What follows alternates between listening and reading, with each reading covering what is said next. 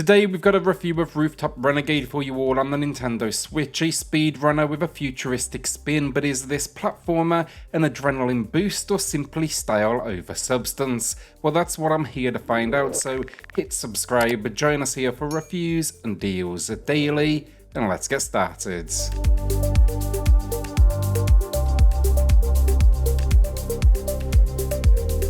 The story, it's nothing more than a paragraph of text, and that is a sinister organization known as Globacorp. They control the world. They're using the energy from mysterious crystals to create portals through time and space. Now, we stole that tech, we fused it with our hover boots. Now we are stealing these crystals before Globacorp can get to them or us.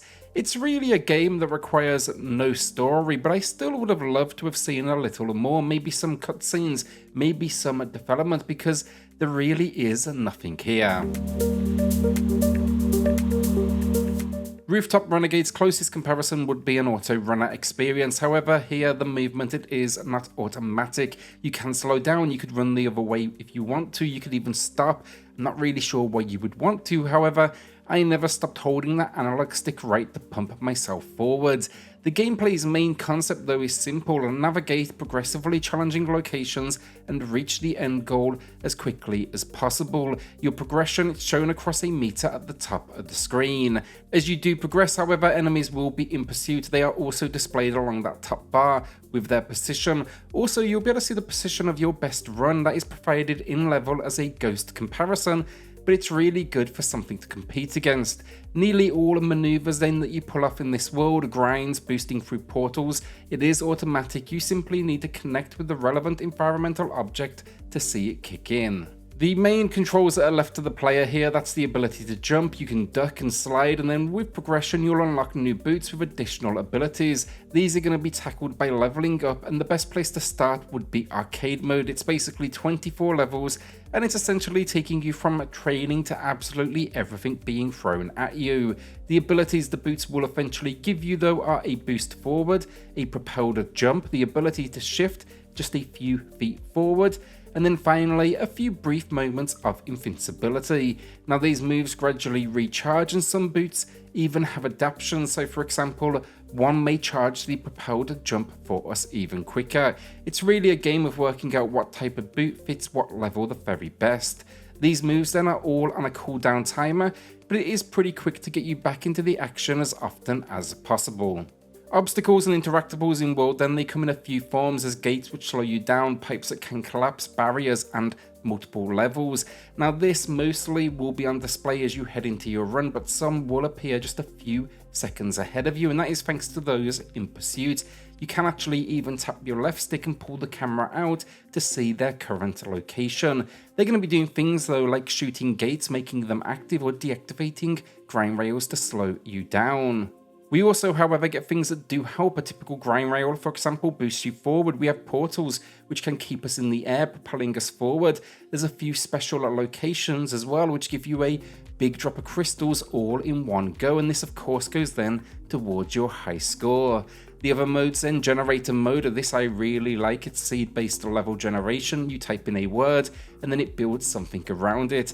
This is what's designed to basically keep you coming back. And then there's also a party mode too.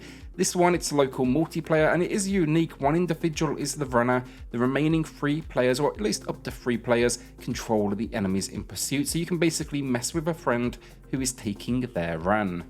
So overall for gameplay, I wouldn't say it's a huge amount of content, but the generator really helps for that longevity.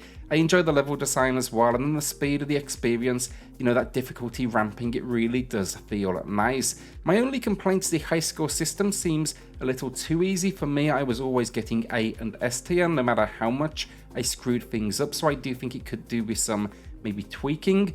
I also think the game could do a couple of maybe easy additional modes, you know, one being adding difficulty options. This is one size fits all currently, and her movement at moments it could feel a little slow. My final ask, which I think would have been nice as well, a multiplayer mode where you run at the same track with friends and compare times. You know, it's definitely got a fun spin on multiplayer here, what they've done, but I think a more traditional mode would have been appreciated as well. I had fun though, honestly. I didn't know what to expect from it. I typically do enjoy this sort of experience, but it's got the majority of its ideas right, and then it throws in a few tweaks to make it stand out. The performance then is mostly solid throughout as well, although I do feel there was a couple of stutters at times when enemies made some particularly annoying platforms explode ahead of me or even beneath me. Graphically then, it's got a nice style overall, although I do think it's a little old school looking, almost gives me a high-end iOS vibe to it, but it won me over in the end with a huge amount of neon and some creative backgrounds for locations. I was definitely happy to see it changed things up gradually, and then the obstacles, the interactables, they were easy to identify, which is always going to be the most important thing. I do really like our lead's animations as well. She moves with a nice fluidity, and there's no question she looks like a bit of a badass when she pulls off a slew of abilities. Menus then are nice and clean, and the pulled out camera to see your enemy, definitely a nice touch even if I didn't use it personally. My only complaint, I would say at times the resolution here, it can be a little soft, and I did feel the image could be a little blurred. Audio then I really like. There's not a huge amount to it, but they've hit all of the right marks. Explosions and small environmental pieces add a nice weight to the action occurring on screen. It also acts as a warning if something like a platform ahead of you is exploding. The music then, it's not something I would necessarily listen to out of the game world. It's somewhat paint by numbers given the game's aesthetic, but if electronic is your thing, I would say come here. It's still a very nicely done score. It mixes up the tempo as well to give certain levels a dash more intensity as well. So the final verdict, and the Rooftop Renegade, a simple concept honestly, but an enjoyable one. It has an arcade mode which gets you up to speed, but then has unlockable boots and moves to keep you coming back. That's before you even jump to the level generator as well, which is perhaps the game's biggest strength. The high score tracking to me seems off. There's not enough indication for me of what is making an impact, and again it's just a little too easy in my opinion to walk away with an A or an S rank. It looks and runs good though. The high score chasing is addictive still because you can chase your own ghost, and then sure, the resolution, as I said, it can be a little soft, but it is overall quite a nice stylish world. It's a sort of game you say you're going to spend 10 minutes with, and then the next thing you know you've been in it for a couple of hours. Now as a heads up on the runtime with that note, you've really got to like that random generation, because arcade mode, you'll see it all within a couple of hours, and then maybe another couple of hours to unlock more boots. For me though, sometimes a simple is fine, and today it is a good 7 out of 10 from me. Will you be checking out Rooftop Renegade then? Let me know in the comments. Are you a fan of this genre? With that, hit subscribe, join us here for reviews and deals daily, and I'll see you all on the next video. Thanks everyone.